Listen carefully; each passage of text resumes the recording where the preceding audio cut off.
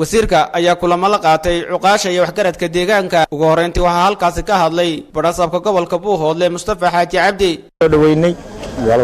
magaalada Buuhoodle gudaheeda hotel Rays baad aragtaa inaan hadda halka ku qabanayno wasiirka hawlaha guud iyo guriyeenta iyo dhulka Cabdirashiid Ducaale Qambi oo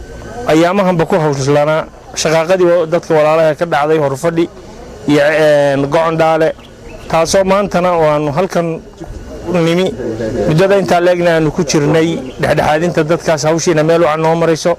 waxaan leenahay wasiir ku soo dhawow Buuhoodle gobolkii iyo dadkaagii ugu dambeyntii waxa halkaas ka hadlay wasiirka hawlaha guud iyo guriyeenta Cabdirashiid Xaaji Ducaale Qambi Buuhoodle hotelka Rays waxaanu maanta shir ku yeelanay odayada Buuhoodle awqaasha oo badan oo ka tirsan awqaasha Buuhoodle waxgaradka dhalinyaro taa oo aan uga warraminay socdaalkayagii aan ku nimi Buuhoodle iyo Hurfadhi kaas oo ku saabsanaa nabadgelyada guud ahaan iyo shaqaqooyinka ka dhacay meesha la yiraahdo go'on dhaale arrinkiisuna ku dambeeyay meesha la yiraahdo ceegaag iyo Hurfadhi arrinkaas oo aan ayaamahanba wiiganba aan ku jiray wiigi dhamaaday baan ku jiray oo meel wanaagsan maraya marka ugu horeysa waxaan leeyahay dadkii sidii hore aan uga tacsiidiyay dadka samiriya imaan ka siiyo cidda arrinka jifi oo haydna Hurfadhi joogtana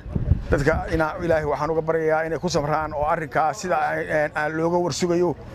ay uga warsugaan sidii aanu ku ballanay sidii aanu ku joogno Hurfadhi sidii aanu halkan imika Buuhoodle ku joogno in arrinka wax qabadkeeda bartii laga gooynay la wado oo hadeer wax ka haray aanu jirin in sida dadku qaataan isla markaana waxaan iyana ku boorinayaa cuqaasha waxgaradka garaadada jooga ceegaag in arrinka afjarkeeda ay sida ay u wadaan u dhameystiraan ugu dhaqsaha badan iyagana salaan iyo sharaf iyo magac halkan uga soo jeedinaya dhammaan wixii erga meesha isugu yimi mid ciidan mid cuqaal mid garaado intaba in ay arrinkaas jiitankiisu sii socon uu soo afgo maadaama aynu ku jiray iyadana waa ku bogaadinayaa khayr halkan odayada maanta aanu ku jiray waxaanu ka jiray arrinka laftiisa sidii looga qayb qaadan lahaa sidii loogu baraarugi lahaa sidii loo xasilin lahaa sidii khayr uun xaq wax ugu fuli lahaayeen baanu kaga qayb qaadanay waana isku afgarannay odayada arrinkaas si fiican oo boqolkiiba boqol ah baanu isugu afgarannay waxa kale oo halkan faraya dadka reer Buuhoodle aan uga soo jeedinayaa nabadgelyo wax dhaama oo jira ma jiro waxaan oran lahaa cid kasta oo Buuhoodle ku soo arooraysa oo maanta meel uga banaantay ama qiilo haysta in